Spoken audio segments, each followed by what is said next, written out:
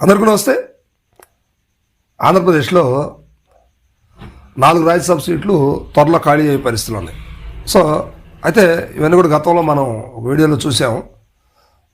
రకరకాల పరిస్థితులు ఉన్నాయి. అయితే ఇది పెద్దల సభ, రాజ్యసభ అంటే పెద్దల సభ కాబట్టి ఇందులో జనసేన గతంలో అవకాశాలు లేవు.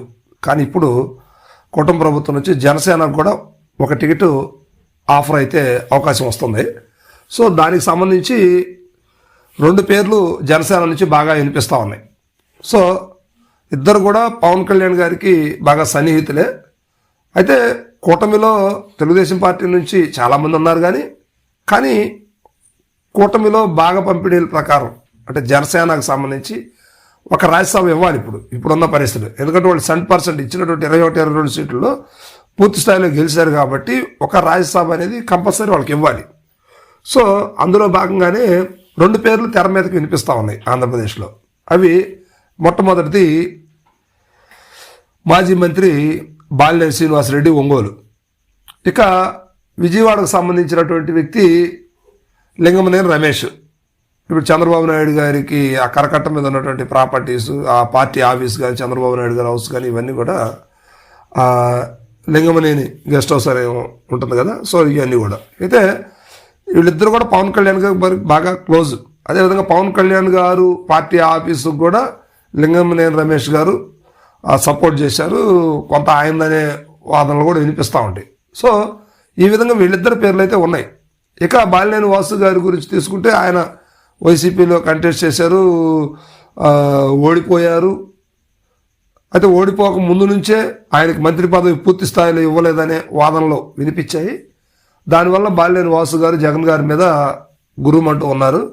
అదేవిధంగా అనుకున్న ప్రకారమే కూటమి అధికారంలోకి వచ్చింది. ఈయన దారుణంగా ఓటమి పాలయ్యారు.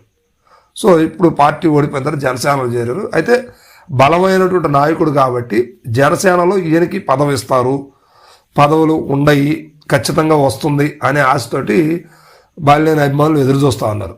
సో ఇప్పుడు ఆ అవకాశం దగ్గరకు వచ్చింది.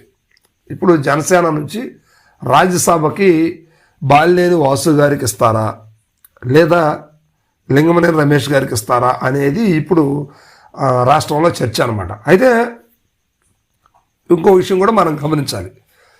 బాలినేని వాసు గారు సీనియర్ నాయకులు అయినప్పటికీ చాలాసార్లు గెలిచి ఎమ్మెల్యేగా మంత్రిగా ఉన్నప్పుడు కూడా పవన్ కళ్యాణ్ తోటి సత్సంబంధాలు ఉన్నప్పుడు కూడా ఆయన పార్టీలో పనిచేయలేదు.